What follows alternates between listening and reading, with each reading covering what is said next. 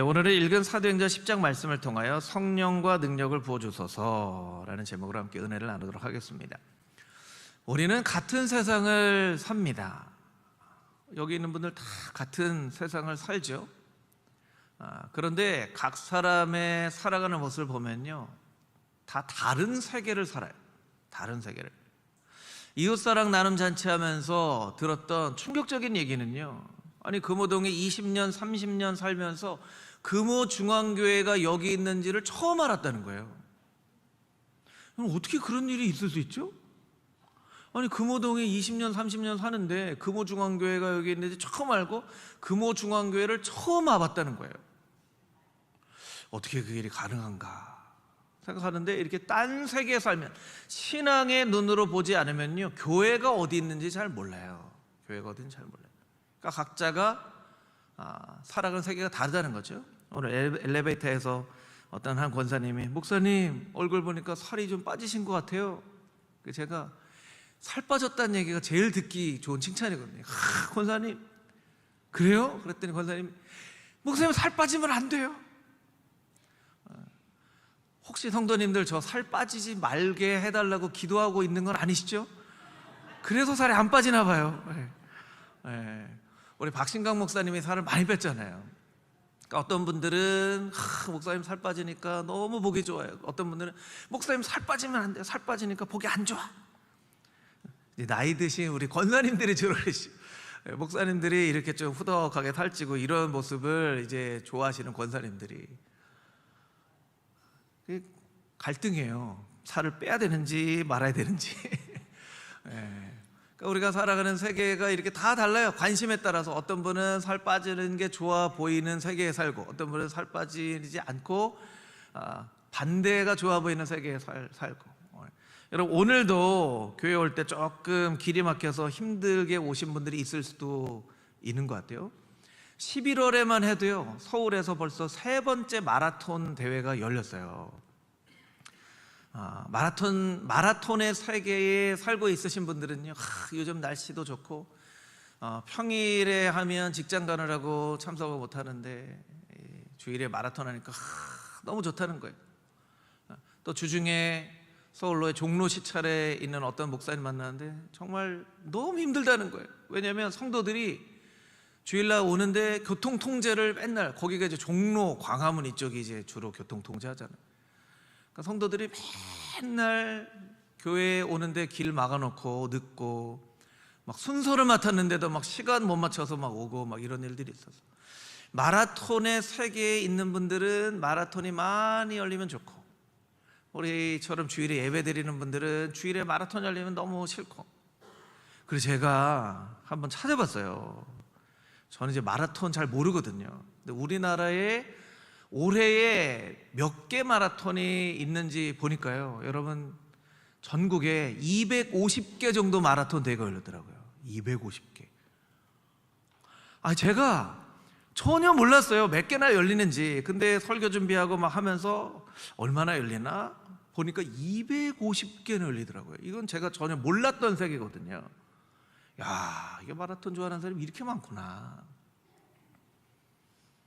그러니까 여러분, 우리가 똑같은 세상을 살아도 각자 다 다른 세계에서 살아요.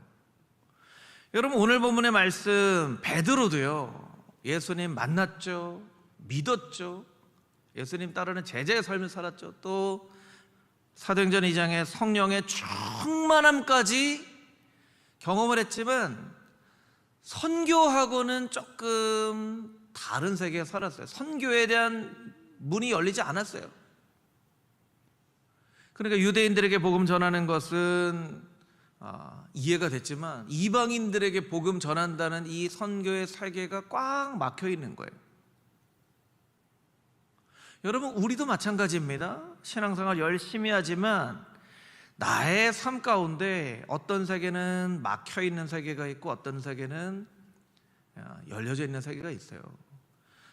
성경 읽기 열심히 하시는 분들은 성경 읽기의 세계가 열려 있는 거죠. 근데 어떤 분들은 성경 왜 읽어야 되는지 모르는 분들도 있고, 성경 암송의 세계가 열려 있는 분들은 막 성경 암송합니다. 가끔씩 저한테 이제 문자를 주시는 권사님이 목사님이 성경 암송을 해주셔서 얼마나 감사한지 몰라요. 제가 이렇게 출근하면서 늘 성경 암송 구절 읽으면서 가는데 아침부터 너무 은혜가 돼요.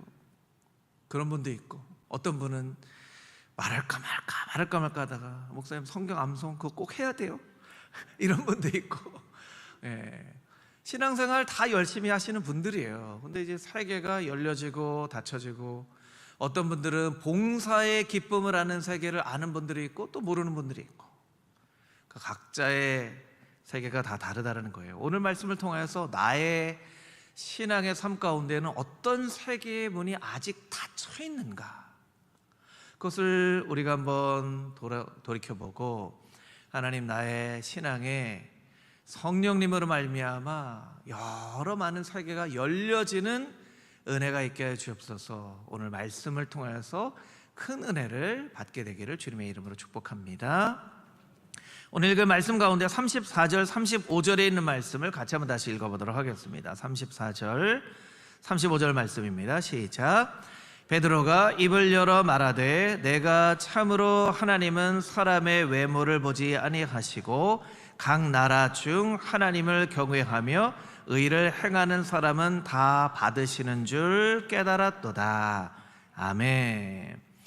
사도행전 10장 말씀에 보면 베드로가 기도를 열심히 했는데 기도 중에 환상을 봅니다. 하늘에서 보자기가 이렇게 내려오는데 그 보자기 안을 보니까 율법에서 부정한 음식이라고, 절대로 먹어서는 안 되는 음식이라는 음식이 막 가득 차 있어요.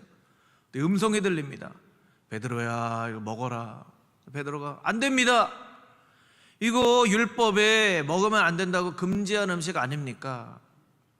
또 음성이 들려요. 내가 깨끗하다고 한 것을 네가 속되다고 하지 말아라, 말씀해 주세요.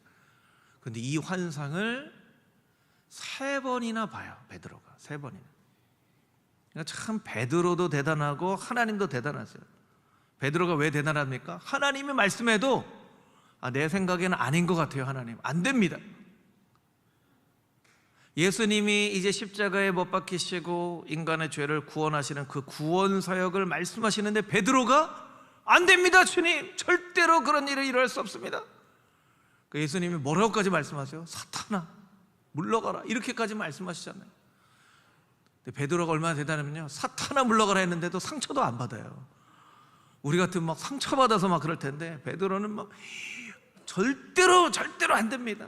이 베드로가 이런 사람이에요. 하나님이 말씀하셔도 본인의 이 어떤 신앙과 신념에 안 되는 건 안 된다고 얘기하는 사람이에요. 그런데 하나님은 그 베드로를 꾸짖지 않으시고 한 번 보여주시고 2번 보여주시고 3번 보여주시고 이렇게 보여주세요. 아니, 베드로는 열심히 신앙생활하고 바른 신앙생활하는 사람이에요. 그런데 어떻게 이런 일이 가능할까요? 프랑스의 MBA 교육기관인 인시아드라고 하는 그 단체가 있는데, 여기 아이바라라고 하는 교수님은 우리가 진정성의 덫에 빠진 채 살아갈 수 있는데, 그것은 뭐냐면 인생을 정말 진지하게 열심히 살아가는 사람들 중에 너무나 확고한 생각에 붙들려 있으면 전혀 새로운 일들을 하지 못하게 되어지는 진정성의 덫에 빠지는 경우들이 있다라는 거예요. 이건요, 열심히 사는 사람, 도덕적으로 똑바르게 사는 사람, 신앙생활 안 해도 야, 저 사람처럼 신앙생활 하면 돼 하고 모델처럼 여기는 그런 사람들이 때로 빠질 수 있는 덫이에요. 진정성에 인생을 너무나 진지하고 신중하고 열심히, 다른 사람들이 볼 때도 정말 FM이야 100점이야 라고 하는데, 그렇기 때문에 하나님이 때로 새로운 일들을 행하시는데 베드로처럼 하나님 안 됩니다. 안 됩니다. 하나님이 아니 내가 깨끗하다고 하는데 네가 왜 속되다고 얘기하냐. 이거 하나님 얘기하셔도 안 됩니다. 저는 절대로 먹을 수 없습니다. 이렇게까지 하는 거예요. 사도 베드로가 그 문이 꽉 닫혀져 있는 거죠. 문이 꽉 닫혀져 있는 거죠. 여러분, 신앙생활의 영적인 성숙의 단계에 따라서 우리의 삶 가운데도 이런 세계들이 열려지는데요, 예수님 처음 믿을 때 열려지는 세계는 새 생명의 세계죠. 새 생명의 세계. 예수님 믿고 죄 사함의 은혜를 받고 새 생명의 세계가 열려져요. 제가 그랬거든요. 제가 목사님 아들로 태어나서 어려서부터 신앙생활을 했지만, 대학교 때 예수님 만났을 때 예수님이 나의 죄를 위하여 십자가에 돌아가셨다는 그 사실이 너무나 큰 감격으로 다가와서 그냥 예수님, 그냥 그 말만 들어도 눈물이 막 흐르고, 예수님 막 찬양만 해도 예수님께 너무 죄송하더라고요. 내 죄를 위하여 예수님이 십자가에 돌아가셨다는 그 일이 너무나 죄송스럽게 느껴지고 얼마나 큰 은혜가 있는지, 죄사함과 새 생명의 세계가 열려지는 거예요.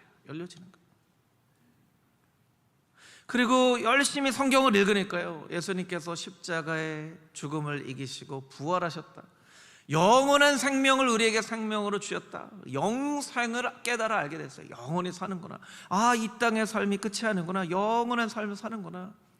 여러분, 영생의 세계를 아는 사람은요, 이 땅의 삶을 살지만 이 땅의 모든 것들에 너무 연연해하면서 살지 않아요.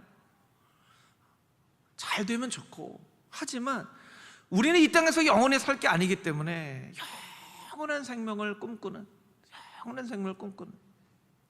여러분, 너무 이 땅에서 영원히 살 것처럼 살지 마세요. 영원히 살 수 없어요.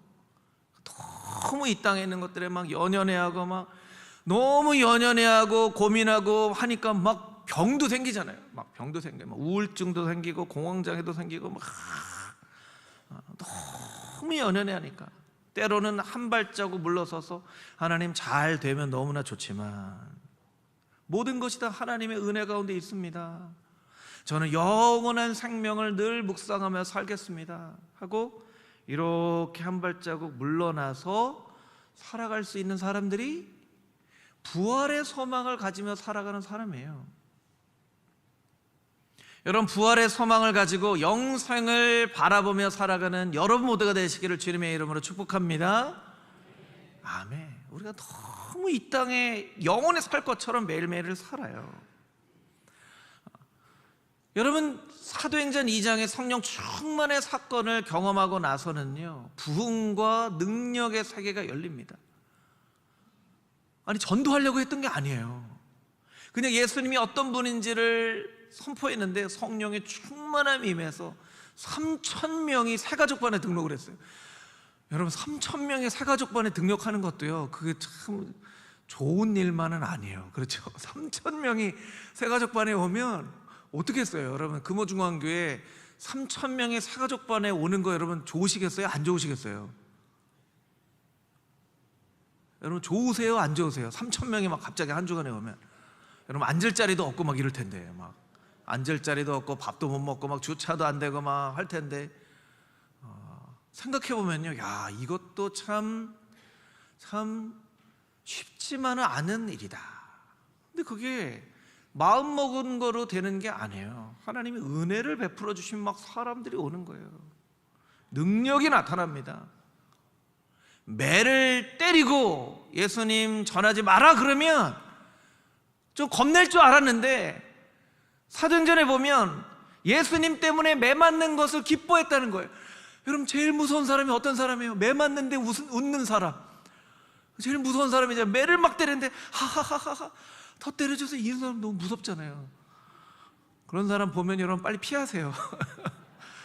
이런 사람 정말 히브리서 말씀에 세상이 감당할 수 없는 사람, 그 세계는 열리는 거예요. 노력해서 되는 게 아니에요. 그리고 오늘 본문 말씀처럼 이방인들에게 복음이 증거되었다는 걸 깨닫고 난 다음에는 선교의 세계가 열려요. 여러분, 변화란 무엇입니까? 다른 세계가 열리는 거예요.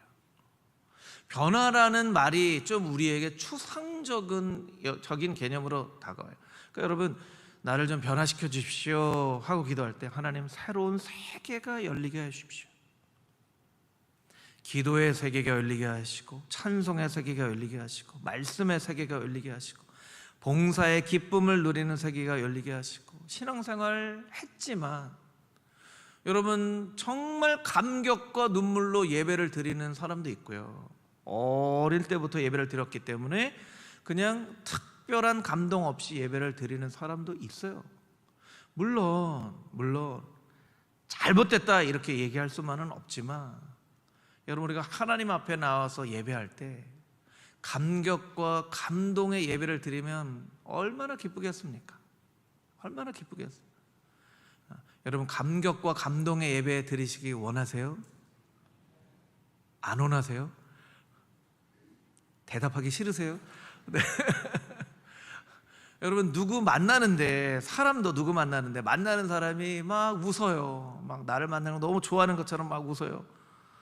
그럼 기쁘잖아요. 근데 만나는데 그 사람이 얼굴 뚱해요. 그러면 왜 나를 만나는데 얼굴 뚱하지? 그러면 만나는 사람이 안 기쁘죠. 왜? 여러분 지금 얼굴 찡그리고 있는 분들 하나님이 여러분 보면서 좀 걱정하실 수도 있어요. 왜 나 만나러는데 저렇게 뚱하지? 그러니까 여러분 오늘 하나님 만나는 시간이에요. 그러니까 여러분 좀 웃으세요. 뭐 심각한 일이 있어도 웃으시고, 하나님 앞에 예배하러 나오는 이 시간이 너무나 나에게 참 기쁜 시간입니다. 그냥 하나님 앞에 웃음으로, 기쁨으로, 감사함으로 예배하면 하나님이 얼마나 기쁘시겠어요. 사람도 사람이 만나서 웃으면 좋은데 하나님께서 여러분 보시면서 야, 내가 너 얼굴만 봐도 기쁘다 하면 얼마나 좋으시겠어요. 예배 드리는 날 때요, 너무 심각하게 나오지 마시고, 이 시간이 하나님 만나는 시간이라는 거 여러분 꼭 기억하시고, 예배의 기쁨과 감격의 세계가 여러분의 신앙생활에 열려질 수 있게 되기를 주님의 이름으로 축복합니다. 우리의 세계들이 열려야 돼요. 세계가 열려야 돼요.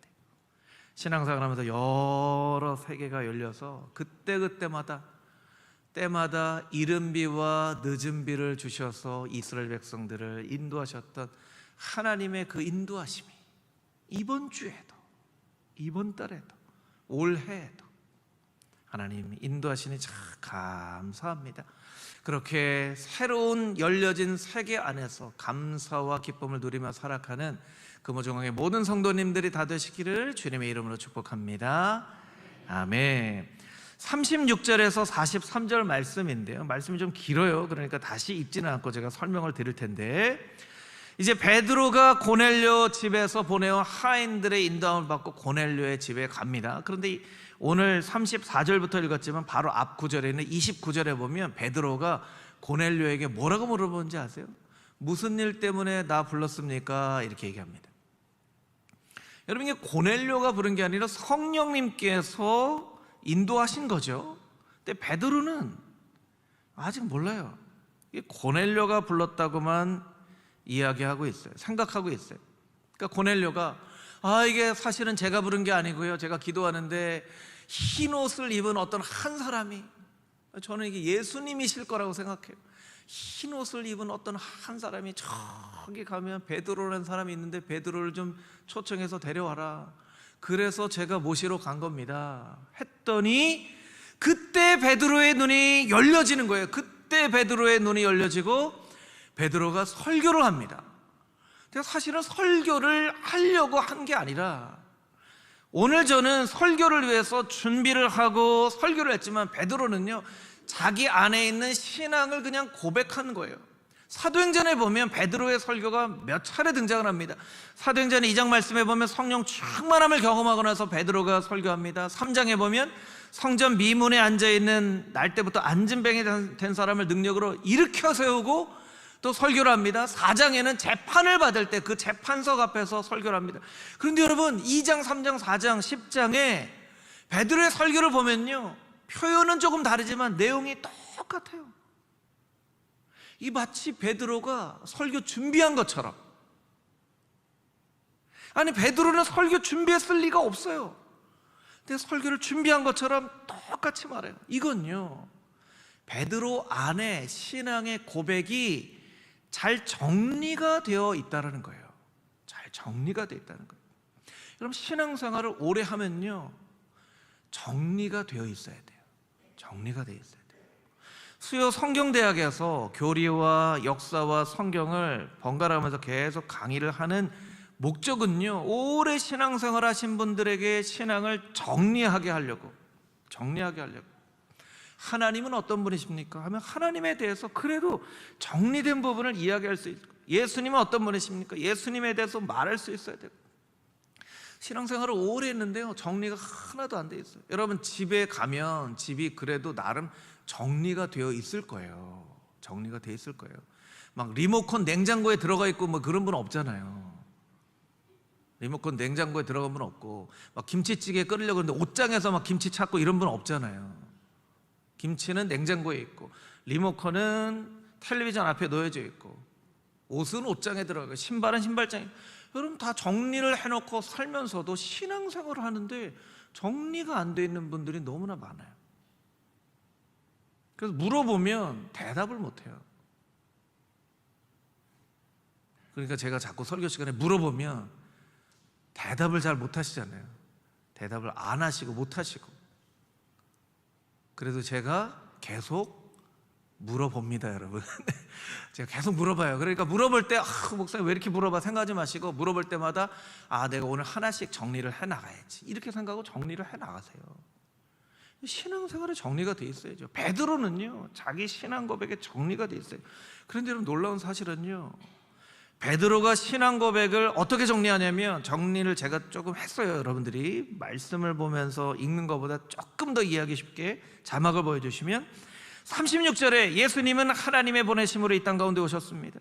38절에 보면 예수님은 성령과 능력으로 선한 일을 하셨습니다. 39절 40절에 보면 십자가에 못 박히신 예수님께서 죽음을 이기시고 부활하셨습니다. 41절 42절에 보면 그런 예수님을 믿는 우리들에게 증인과 전도자가 되는 사명을 주셨고, 43절에는 이 모든 것들을 믿는 모든 자에게 죄 사함의 은혜를 주셨습니다. 우리가 보면 다 아는 내용이에요. 근데 이걸 딱 덮고 예수님에 대해서 한번 설명해 보세요. 그러면 이렇게 대답하기가 쉽지가 않다는 거예요. 놀라운 일은요, 베드로가 이 자기의 신앙 고백을 하고 난 이후에 성령의 충만함이 임했다는 거예요. 성령의 충만함이 있다는 거예요. 여러분, 우리가 성령 충만도요, 우리가 성령 충만하면 가지고 있는 세계가 있어요. 어떤 세계가 있어요? 자, 우리 성령 충만을 위해서 주여 삼창 외치고 기도합시다. 주여. 그래 막 박수를 치는데 그냥 이렇게 박수 안 쳐요. 막 이렇게 치죠. 막 이렇게 치고 막 목이 쉬어가면서 막 기도하고.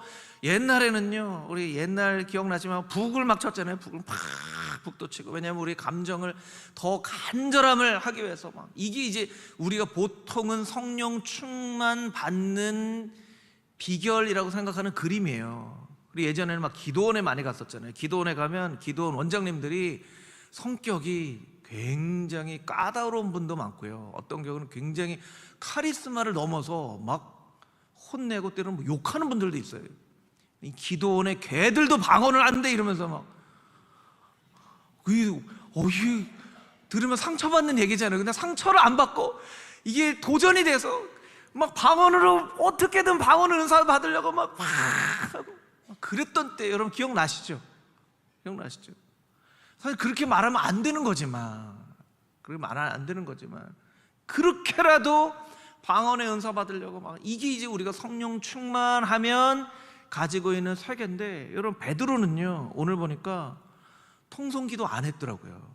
주여 삼창도 안 하고 찬송도 안 부르고 그랬는데 성령의 충만함이 고넬료의 집에 가득했어요.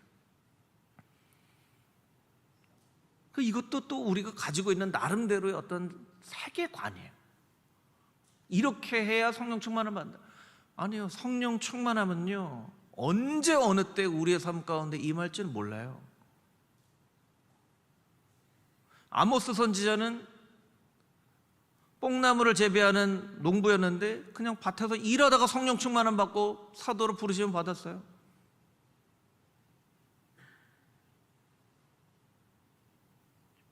여러분, 신앙의 분명한 고백을 할 때 성령님께서 임하시기도 한다는 거예요. 오늘 우리도 신앙 고백했죠. 사도신경으로 신앙 고백했죠.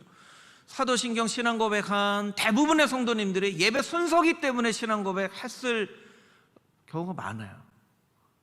그 의미도 모르고 하는 걸 중언부언이라고 하죠. 우리의 사도신경이 중언부언이 되어지지 않도록 우리가 무엇을 고백하는가?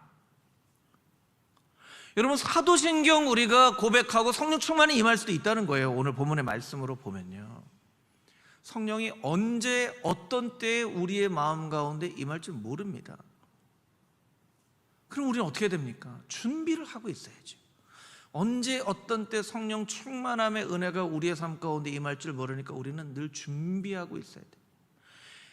너무나 재미난 일은요, 재미난 일은 아닌데 너무나 놀라운 일은요, 사도행전 10장에 이 고넬료의 집에 성령 충만함이 임했는데 한 장 넘어서 11장을 보니까요, 아니 똑같이 복음을 이 성령 충만을 받았던 사람들이 베드로를 책망하더라고요. 베드로에게 뭐라고 해요? 아니 베드로, 이방인의 집에 가서 유했다면서, 아니 우리가 이방인들하고 이렇게 접촉하면 안 된다는 거 알면서 당신이 초대교회 지도자인데 그렇게 함부로 이방인들하고 그렇게 올리면 어떡합니까? 그렇게 얘기하는 거예요, 베드로한테. 그러니까 베드로가 11장에 보니까 아니야 이 사람들아 내 말을 들어봐. 사도행전 11장 15절에서 18절 말씀인데요, 자막으로 보여주시면, 아니야 내가 그들에게 가서 말을 시작할 때 성령이 그들에게 임하시기를 처음 우리에게 하신 것과 같이 하는지라. 우리에게 하신 것, 그러니까 이 이야기를 하는 사람들이 마가의 다락방에 있었던 120명 중에 한 명이었다는 거예요. 이 성령 충만함 받은 사람들이 아유 베드로 잘했습니다, 베드로 잘했습니다, 이방인들에게도 성령 충만함이 임했다면서, 이렇게 하지 않고 아니 어떻게 이방인들하고 같이 교제할 수 있습니까? 이렇게 얘기했다는 거예요. 아니야 내 말 들어봐. 우리에게 임했던 것처럼 성령 충만히 임했는데 내가 누구기에 하나님께서 행하실 일을 막을 수 있겠어? 하고 얘기하는데 18절 말씀, 우리 18절만 같이 한번 읽어볼까요? 18절 함께 읽겠습니다. 그들이 이 말을 듣고 잠잠하여 하나님께 영광을 돌려 이르되 그러면 하나님께서 이방인에게도 생명 얻는 회개를 주셨도다 하니라. 아멘. 이런 말씀들을 통해서 우리가 꼭 배워야 될 건 뭐냐면요, 이 사람들이 나름대로 가지고 있는 생각으로 베드로 이방인하고 교제하다니 해놓고 베드로가 아니야 성령의 충만이 임했어 하니까 바로 자기의 생각을 바꿔서 그 말을 듣고 잠잠히 생각을 해보고 하나님께 영광을 올려드리고, 그러면 하나님께서 이방인에게도 생명을 얻는 회개를 주셨다 한다는 거예요. 생각이 있어요. 하나님이 역사하시는 것을 보니까 바로 자기의 생각을 포기하고 하나님이 역사하심을 받아들였다는 거예요. 여러분, 신앙생활 할 때요, 고집 부리는 거 그거 하면 안 됩니다. 고집 부리는 거 소신이라고 생각을 하면서 고집을 부려요. 나는 이렇게 했기 때문에 이거 절대로 안 돼요. 아니에요. 여러분, 오늘 이 사람들처럼 잘못 판단하고 잘못 생각할 수 있어요. 우리는 다 연약한 인간이잖아요.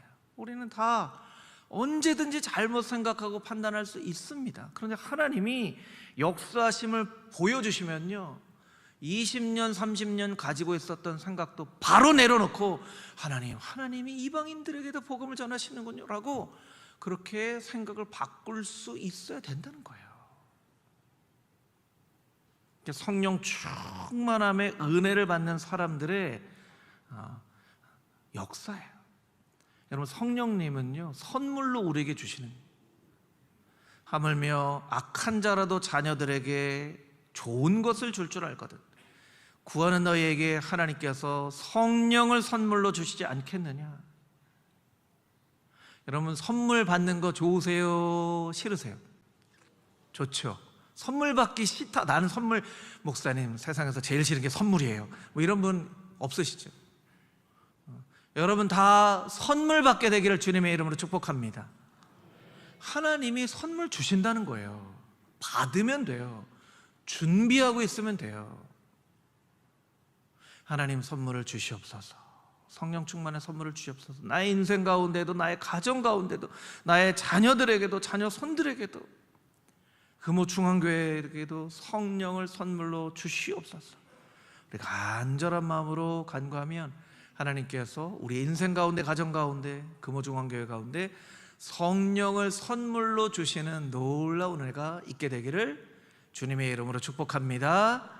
아멘. 우리 마지막으로 44절에서 46절 말씀입니다. 한 목소리 읽겠습니다.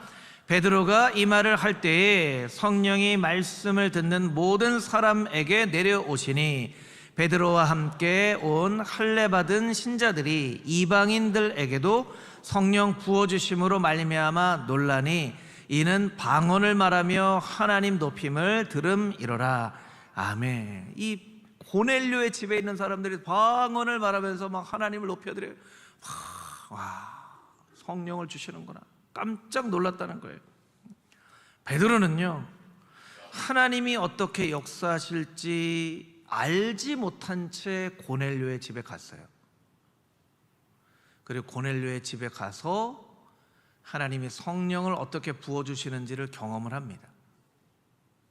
우리가요, 잘못하는 것 중에 하나는요, 꼭 이해를 해야지만 뭔가를 할 수 있다고 생각하는 거예요. 오늘 사도행전 10장에서 하나님께서 베드로의 어떤 부분을 사용하시는데 베드로의 순종을 사용하세요. 잘 이해가 안 됐지만 순종하고 가는 거예요. 어떤 사람은 하나님 저 이해가 안 됐는데 이해를 좀 시켜주시고 하면 제가 순종할 수 있죠. 이해도 안 되는 일, 이해가 안 되는데 어떻게 합니까? 그럼 이해 안 돼도 순종할 수 있어야 돼요. 성령의 사람은 순종의 사람이기 때문입니다. 저를 따라서 같이 한번 해보실까요? 성령의 사람은 순종의 사람입니다. 성령의 사람은 순종의 사람이에요. 여러분, 이해되지 않는 일 할 수 있습니다. 하나님 말씀하시면. 하나님께서 베드로의 이 순종하는 마음을 사용하세요. 말씀드렸지만 베드로는 하나님 말씀하셔도 안 됩니다, 하나님 말씀하셔도 안 됩니다 했던 사람인데 가라 하니까 가는 거예요. 여러분, 여러분의 삶 가운데 이해되지 않는, 머리로 이해되지 않는 일이 있어도 몸으로 순종할 수 있는 그런 하나님의 귀한 사람들이 돼야만 한다는 거예요. 여러분, 하나님이 역사하시는 일들이 얼마나 많은데 우리의 인간의 지혜로 어떻게 그걸 다 이해할 수 있습니까? 다 이해할 수 없어요. 이해할 수 없어요. 이해 안 되는 일을 자꾸 하나님께서 자꾸 보여주시고 해요. 그러면 하나님, 이해 안 되지만 한 걸음 믿음의 발걸음 내딛겠습니다. 그렇게 나아가야죠. 그게 하나님의 역사하심을 체험하는 사람의 인생인 거예요. 성경을 읽으면서요, 저도 성경을 열심히 읽잖아요. 올해는 작년만큼 열심히 읽지 못해가지고 5독하고 지금 6독, 7독을 같이 하고 있는데 성경을 읽으면서 참 받는 은혜가 커요. 하나님이 이 저를 보면서 그런 생각하는 게 약간 좀 민망하지만 하나님이 인간을 참 지혜롭게 창조하셨구나. 저를 지혜롭게 창조하셨다는 게 아니라 모든 인간을. 왜냐하면 성경을 읽으면서 그냥 스쳐 지나가듯이 이렇게 탁 들리는 말씀 중에 어떤 한 말씀은요, 귀에 팍 와서 박히는 말씀이 있어요. 그러면 때로 운전을 하다가, 때로는 설거지를 하다가, 때로는 막 운동을 하다가, 그러면 잠깐 멈춰놓고 막 그 말씀을 찾아서 핸드폰 그 노트에다가 적어놔요. 그래서 그 말씀이 얼마나 많은지 몰라요. 저는 이게 성경 한 구절의 설교 한 편 같아요. 그런 말씀들을 발견하려고, 이 보물을 발견하게 하시려고 말씀을 읽게 하셨구나. 제가 예레미야서를 읽으면서요, 발견한 보물 한 가지 여러분들께 소개해 드릴게요. 예레미야 42장 6절 말씀인데 우리 한 목소리를 같이 한번 읽어보겠습니다. 우리가 당신을 우리 하나님 여호와께 보냄은 그의 목소리가 우리에게 좋든지 좋지 않든지를 막론하고 순종하려 함이라. 우리가 우리 하나님 여호와의 목소리를 순종하면 우리에게 복이 있으리이다 하니라. 아멘. 하나님 목소리가 우리의 귀에 좋게 들리든지 좋게 들리지 않든지를 막론하고 순종하려고 합니다. 여호와의 목소리를 순종하면 우리에게 복이 있으리이다. 저를 따라서 해보시겠어요? 여호와의 목소리를 순종하면 우리에게 복이 있으리이다. 한 번 더 할 텐데요, 우리에게를 나에게로 하시고, 여러분 가슴에 이렇게 손을 대시고 하나님이 나에게 주신 말씀이라고 생각하고 저를 따라서 한번 해보겠습니다. 여호와의 목소리를 순종하면 나에게 복이 있으리이다. 할렐루야. 아멘. 순종하는 자에게 하나님께서 복을 내려주십니다. 이해가 되지 않아도 먼저 순종할 수 있는, 그래서 여러분의 눈에 꽉 막혀있는 세계가, 새 생명의 세계, 부활과 영생의 세계, 성령의 능력과 부흥의 세계, 세계 선교의 세계, 그 더 깊은 하나님의 평안과 감사와 신령한 영적인 세계가 여러분의 신앙생활 가운데 열려질 수 있는 큰 은혜가 여러분의 인생 가운데 끊임없이 새로운 세계가 열려지는 복된 인생들 다 되시기를 주님의 이름으로 축복합니다.